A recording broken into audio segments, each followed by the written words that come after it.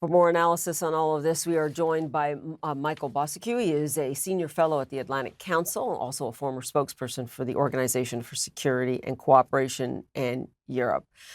Michael, really good to see you and have you weigh in here. And I want to talk to you. We will get to the U.S.-Ukraine relationship in a moment. But while we're at it, I do want to get your perspective on what's going on in Europe right now. And do you believe Europe is really living up to the challenge at this moment? This is quite a reckoning for the entire Western alliance there, and this conflict right on its own borders. Yeah, sure. Good to be with you again, Paula.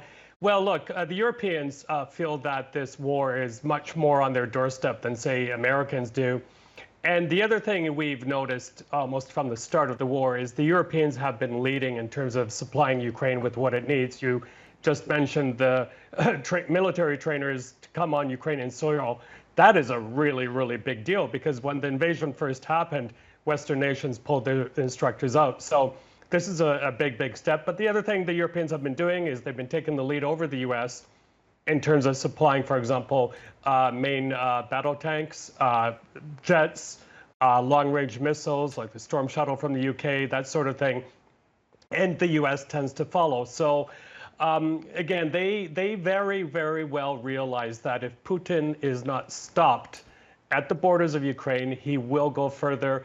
And this war will become not only much costlier for Europe, but for the rest of the world as well. Mm-hmm. And we do want to get to that U.S. relationship. You know, the White House says President Biden will not be at the upcoming peace summit for Ukraine. Nonetheless, as you point out, Zelensky will meet with Biden again, likely next weekend at the G7 summit. Can you explain how Ukrainians are feeling about this relationship right now? I mean, abandonment, that whole word kind of comes to mind. Yeah, I was talking to my Ukrainian friends only a few hours ago, and they're in a very, very bad state right now, Paula. It's not only the power outages, but also, yes, exactly, that feeling of abandonment by its closest ally. Now, you know, I've listened to what Mr. Biden said in the past few hours, and, you know, he apologized for the slow pace of weaponry to Ukraine. But, you know, Paula, as I've said many times on CNN Opinion and elsewhere, is that words don't deter Russian missiles the way Patriot systems do. And the Ukrainians have been waiting a long, long time for the U.S. to deliver that cutting-edge Patriot missile systems. They require about 7 right now to better protect cities like Kharkiv, which is really, really getting pounded, as well as where I'm based, the port city of Odessa. So, you know, it's really too bad U.S. politics are at the state they are right now.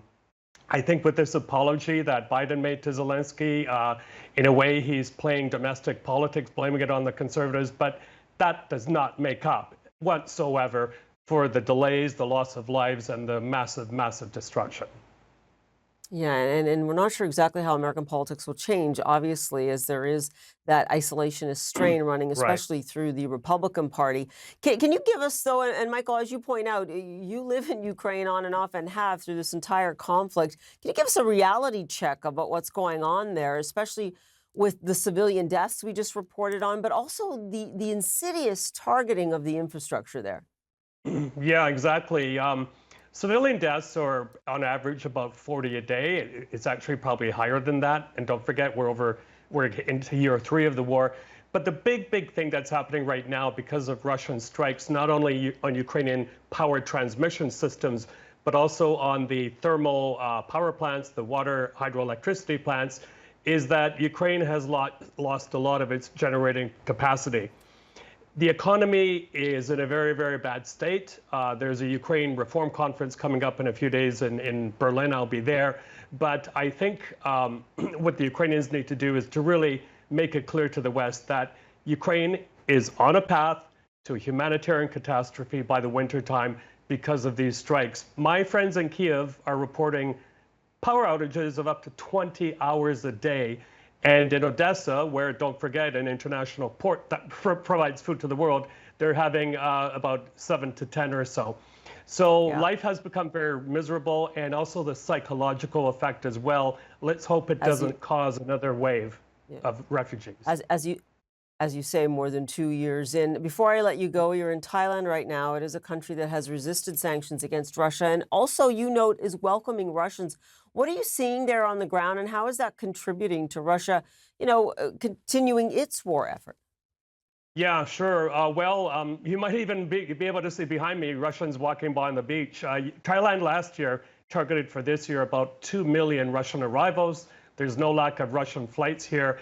And recently, it was reported that Thailand is with the group of nations that include the UAE and Gabon, of all places, that export millions and millions of dollars of aircraft parts to Russia. So, on the one hand, Thailand has voted supporting Ukraine in the UN General Assembly. But on the other hand, they like the income. One quick point I have to make, because I spent so much time covering Asia, is that a lot of the leaders here are men who have traded in their army fatigues, staging coups for Versace suits. And many of them worship one thing, and that is the US dollar. So hence, that's why they're not going to give up on allowing Russians to come here. And that's why sanctions are not working the way they're supposed to. And again, as you point out, a safe haven for Russians there, not just vacationing, but those who seek to leave Russia, fearing the repression there. Michael Bociurkiw, always good to be in contact with you. We'll continue to check in the coming weeks. Appreciate it. Thank you very much.